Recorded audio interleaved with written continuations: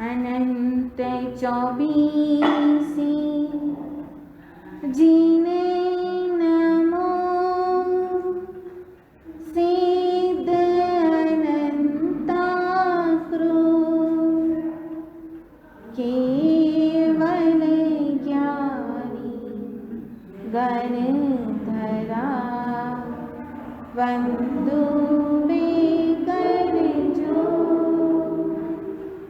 अनंत ज्ञानी अनंत दर्शी शासन स्थितंकर प्रभु महावीर स्वामी जी के चरणों में कोटि कोटि वंदन करने के पश्चात एकाभव अवतारी भीष्म प्रतिज्ञाधारी चर्चा चक्रवर्ती अखंड बाल ब्रह्मचारी आचार्य सम्राट पूज्य श्री जयमल जी महाराज साहब को कोटि कोटि वंदन। जय गच्छतिपति व्याख्यान वचस्पति उग्र विहारी वचन से साधक 12वें पटधर आचार्य प्रवशी पार्श्वचंद्र जी महाराज साहब गौ तपस्वी अपरम साधक उपाध्याय प्रवशी गुणवंत चंद्र जी महाराज साहब एस जैन समरी मार्ग के प्रारंभकर्ता अनुपेहा ध्यान प्रणेता प्रवचन प्रभावक पूज्य गुरु डॉक्टर श्री पदमचंद्र जी महाराज साहब आदि सभी गुरु भगवंतों की चरणों में कोटि कोटि वंदन करने के पश्चात समनी प्रमुखा समनी श्रीनिधि जी को विदित वंदन। बुद्धेशी की आज्ञा से आत्मबंधु आत्मा हूँ आत्मा आत्मा हूँ आत्मा मैं स्वयं परमात्मा मैं स्वयं परमात्मा देह विनाशी रे मैं अविनाशी रे देह विनाशी रे मैं अविनाशी रे शुद्ध हूँ मैं बुद्ध हूँ शुद्ध हूँ मैं बुद्ध हूँ शक्ति में समृद्ध हूँ शक्ति में समृद्ध हूँ ज्ञान का प्रकाशी रे मैं अविनाशी रे ज्ञान का प्रकाशी रे मैं अविनाशी रे पूर्ण परमानंद हूँ पूर्ण परमानंद हूँ मैं सदा निद्वंद हूँ मैं सदा निद्वंद हूँ शिव सुखवासी रे मैं अविनाशी रे शिव सुखवासी रे मैं अविनाशी रे इंद्रिय बुद्धि मन से इंद्रिय बुद्धि मन से मैं परे हूँ इनसे मैं परे हूँ इनसे आत्मा का विलासी रे मैं अविनाशी रे आत्मा का विनाशी रे मैं अविनाशी रे ज्ञाता दृष्टा है स्वभाव ज्ञाता दृष्टा है मुझ में नहीं विषम भाव मुझ में नहीं विषम भाव समता का विश्वासी रे मैं अविनाशी रे समता का विश्वासी रे मैं अविनाशी रे जन्म जरा रोग में जन्म जरा रोग में मुक्त हूँ भय शोक से मुक्त हूँ भय शोक से विलग 84 रे मैं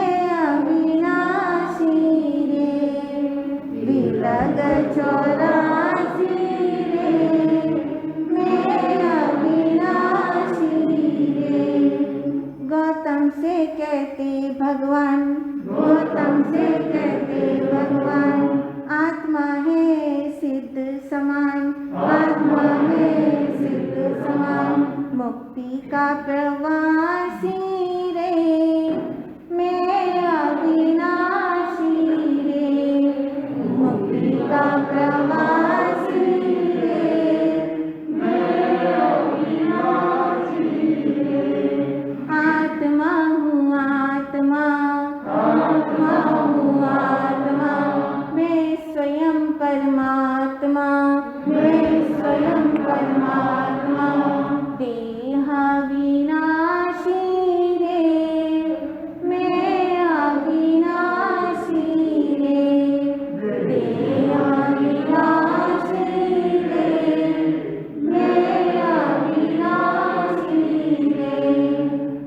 आत्मा बंधु, किसी ने कवि ने कहा है, देह विनाशी रे मैं अविनाशी रे।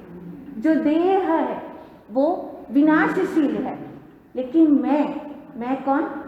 आत्मा। जो मैं आत्मा हूँ वो क्या है? अविनाशी है। जिस देह में रहता है वह देही बन जाता है, लेकिन देह में रहता है जब रहते हुए वह देह नहीं है। देह अलग है और देही अलग है। जैसे दूध आगे जाकर वह दही बनता है और दही को मंथने के पश्चात जब मक्खन निकलता है तो उससे घृत प्राप्त होता है, लेकिन आप उसमें घी देखते हैं क्या?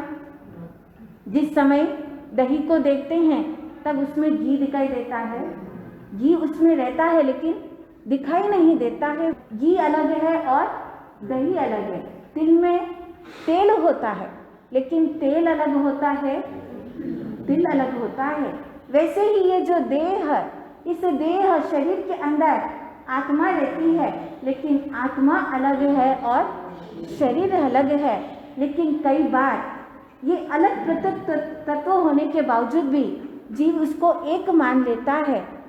राजा प्रदेशी, जिसके मन में भी ऐसी ही जिज्ञासा थी और जिस समय केशव श्रमण के सेवा में उपस्थित होता है तब वो राजा प्रदेशी यही कहता है, अगर देह अलग है और आत्मा अलग है, शरीर अलग है और जीव अलग है, तो वो दिखाई देनी चाहिए।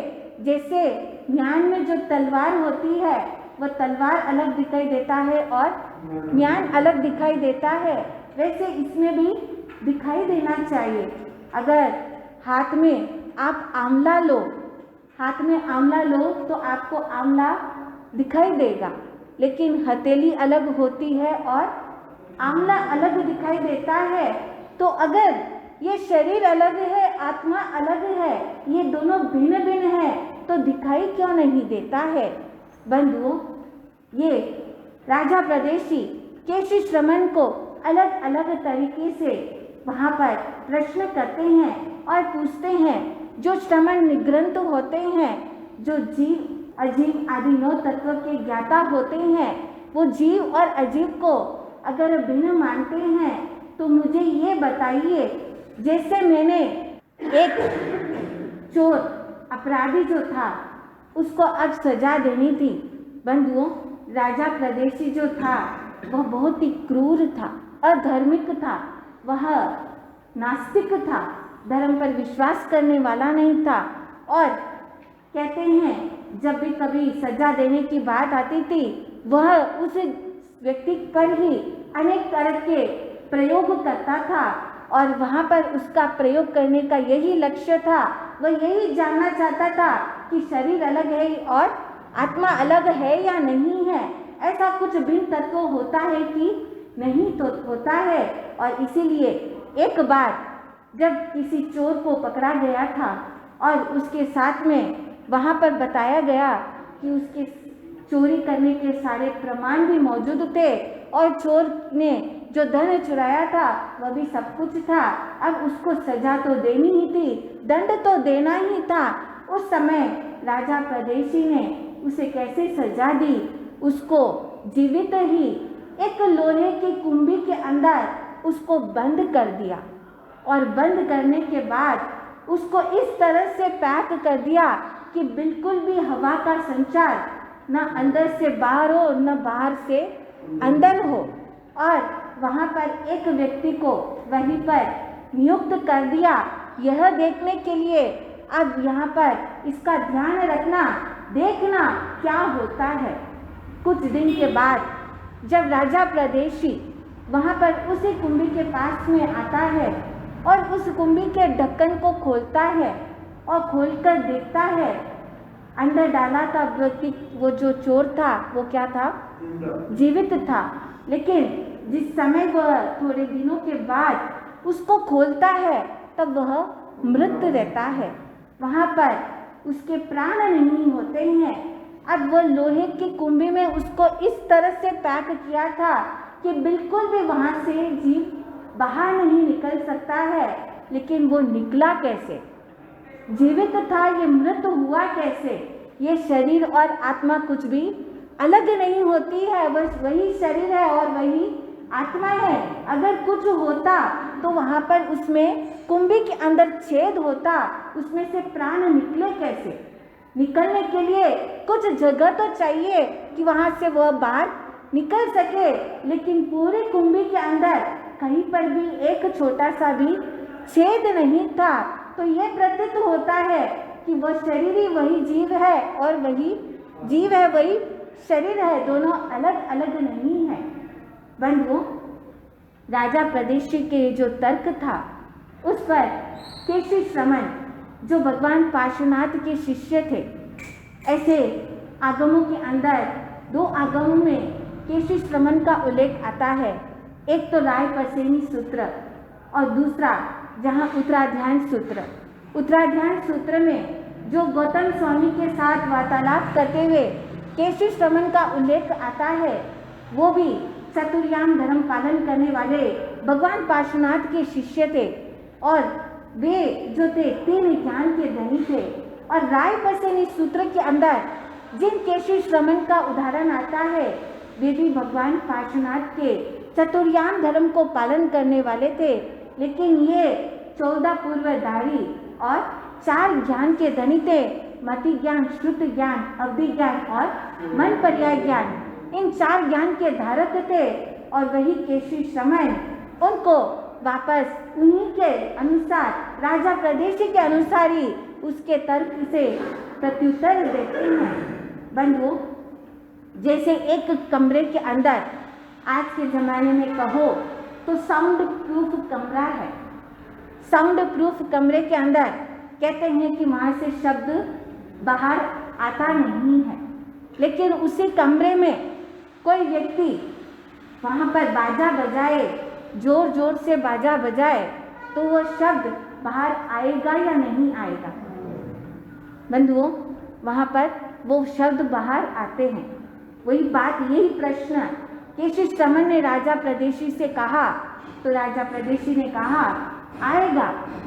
तब उस समय केशी श्रमण ने वापस उत्तर देते हुए कहा, तो यहाँ पर उस कुंभी से वो जीव प्राण उसके बाहर कैसे नहीं निकल सकते हैं? निकल सकते हैं, इसलिए वह शरीर और आत्मा भिन्न है, ये एक नहीं है। ये बात राजा प्रदेशी को केशी श्रमण ने कही।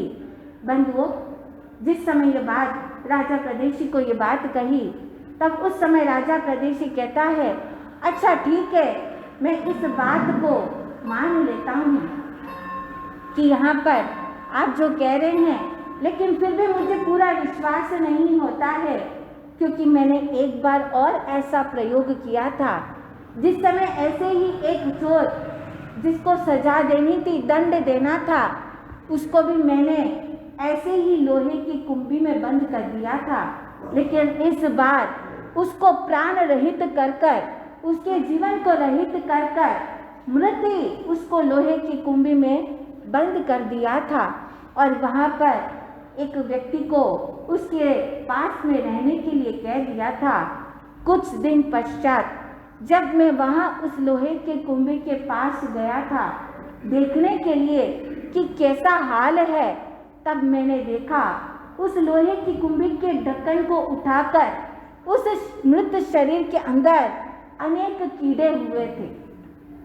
बंधुओं, उस समय राजा प्रदेशी तर्क से केशी श्रमण को कहते हैं, मैंने उस लोहे की कुंभी को पूर्ण रूप से अच्छी तरह से पैक कर दिया था, वहाँ पर भी एक भी जीव अंदर जा नहीं सकता था, इस तरह से मैंने उस कुंभी को बंद कर दिया था। लेकिन जब मैंने उसको खोला तो वहाँ पर उसमें कीड़े थे। ये कीड़े आए कैसे, कहाँ से आए? उस कुंभी के अंदर कोई भी छेद नहीं था, कोई भी होल नहीं था, वो आए कहाँ से? ये तो उसी में से उत्पन्न हुए और उसी में से नष्ट हुए, ये कोई अलग नहीं है। बंधुओं, केशी श्रमण ने उन्हें समझाते हुए कहा, क्या तुमने कभी लोहे को तपाते हुए देखा है, या स्वयं तुमने कभी लोहे को तपाया है या नहीं तपाया है? बंधुओं, राजा प्रदेशी कहता है, मैंने लोहे को तपाते हुए देखा है। तब उस समय केसी श्रमण उन्हें पुनः पूछते हैं, तुमने देखा होगा जब लोहा तपता है, उस समय वह अग्नि लोहे के अंदर प्रविष्ट करती है, और उसके बाद क्या तुमने उस लोहे में कोई प्रकार का छेद देखा क्या? वो राजा प्रदेशी कहता है, मैंने तो कोई छेद देखा ही नहीं। छेद नहीं देखा, लेकिन अग्नि को अंदर जाते हुए देखा या नहीं? वह लोहे के अंदर अग्नि प्रविष्ट हुई, वहाँ पर कोई छेद नहीं था, फिर भी वहाँ पर प्रविष्ट हुई। ये अग्नि तो क्या है? स्थूल है, हम अपने आंखों से देख सकते हैं, लेकिन ये जो जीव है वो क्या है? सूक्ष्म है, जो हम अपने चरम नेत्रों के द्वारा उसको हम देख नहीं सकते हैं। यह तो अरूपी है, जो इतना सूक्ष्म है। जब वो अग्नि स्थूल उसके अंदर प्रवेश कर सकता है, तो सूक्ष्म उससे जो माइन्यूट है, उससे भी जो छोटा है, वह क्यों नहीं प्रवेश कर सकता है? वो कीड़ी और कीड़े आदि वो कैसे उस कुंभे के अंदर कैसे नहीं जा सकते हैं? जा सकते हैं, ये पॉसिबल है। वो शरीर से ही उत्पन्न नहीं हुए हैं, वो शरीर अलग है और आत्मा अलग है।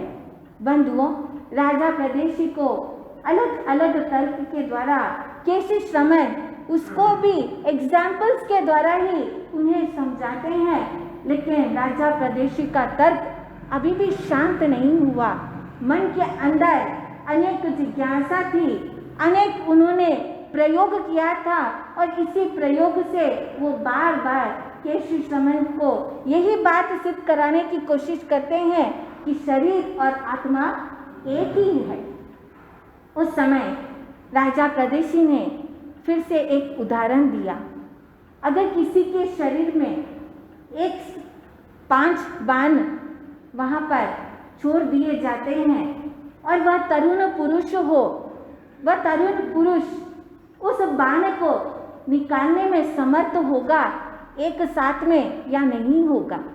लेकिन वही अगर मंद बुद्धि वाला अगर कोई होगा तो वो 5 बाणों को निकाल पाएगा या नहीं?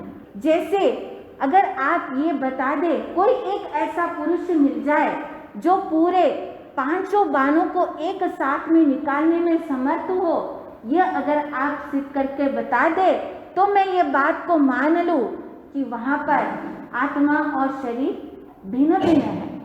बंधुओं, उस समय केसी श्रमण ने पुनः उसे उदाहरण देते हुए कहा, अगर कोई व्यक्ति धनुष से बाण को छोड़ता है, एक साथ में वो 5 बाण को छोड़ता है, वह छोड़ सकता है या नहीं छोड़ सकता है? राजा प्रदेशी ने कहा, तरुण पुरुष छोड़ सकता है, लेकिन वही उस समय अगर उसी पुरुष के हाथ में एक ऐसा जीर्ण शीर्ण धनुष उसको दे दिया जाता है जो बहुत ही पुराना हो, जो उसके रस्सी जो डोरी है जो जीर्ण शीर्ण हो चुकी है, और बाण भी ऐसे जो जीर्ण शीर्ण हो गए हो, बहुत ही पुराने हो, अगर वही उसी तरुण पुरुष के हाथ में वह दे दिया जाता है और उसे कहा जाता है तुम 5 बाण एक साथ में छोड़ दो, तो क्या वह छोड़ सकेगा? बंधुओं, अगर ज़्यादा बाण एक साथ में छोड़ने की कोशिश करेगा तो वह डोरी ही टूट जाएगी।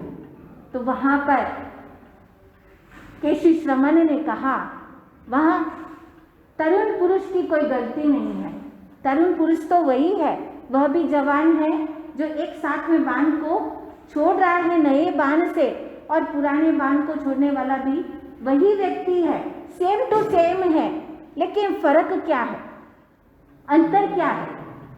वहाँ पर वो धनुष जो है, जो बाण है, वह अंतर है। ऐसे ही जो आत्मा है वह तो अनंत शक्तिमान है।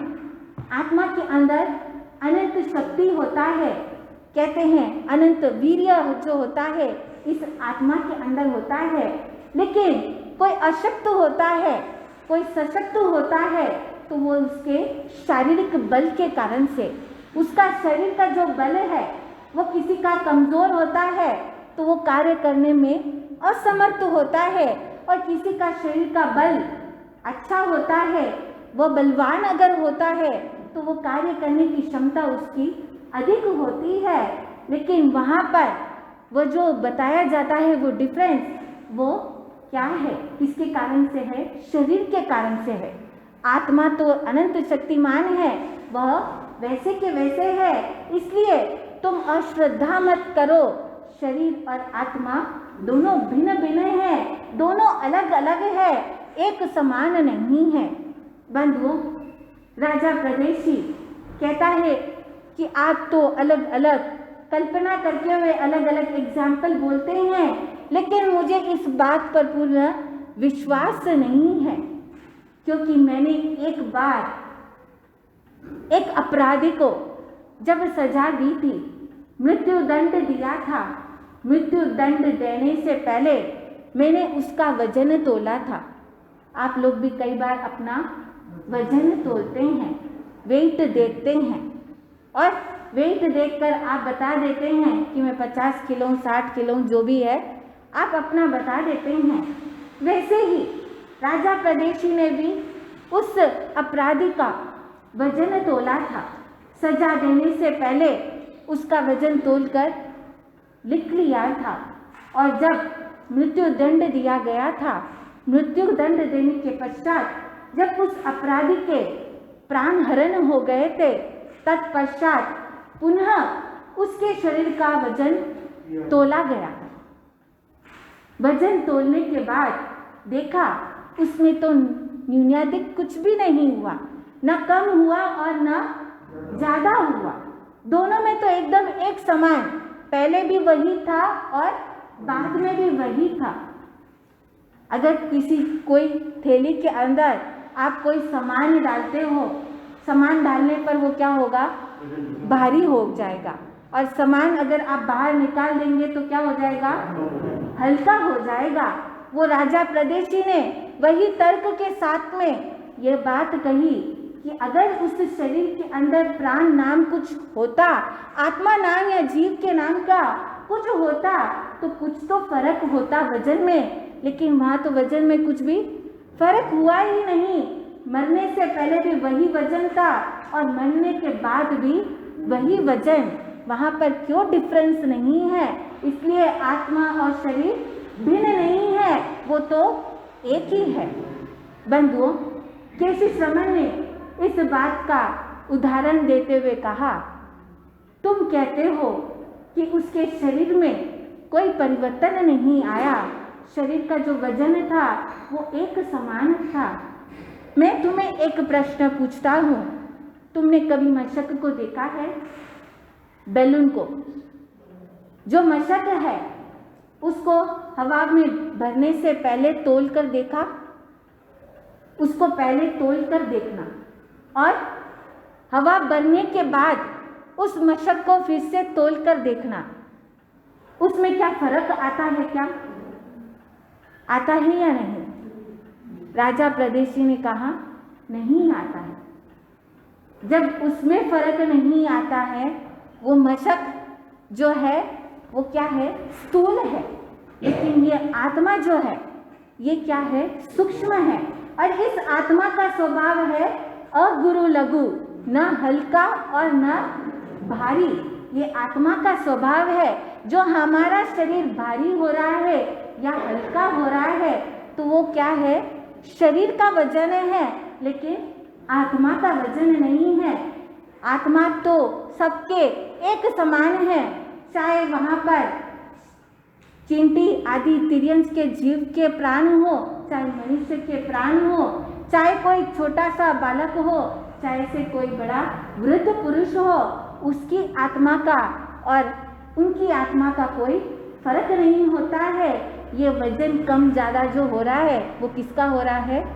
शरीर का हो रहा है, आत्मा का नहीं हो रहा है। बंधुओं, ये बात जब उनको कही थी राजा प्रदेशी को, वे एक बार के लिए उस बात को सोचते हैं, लेकिन फिर से कहते हैं तो भी मुझे तृप्ति नहीं है। मुझे अभी भी विश्वास नहीं होता है कि यह आत्मा और शरीर दोनों भिन्न भिन्न हैं।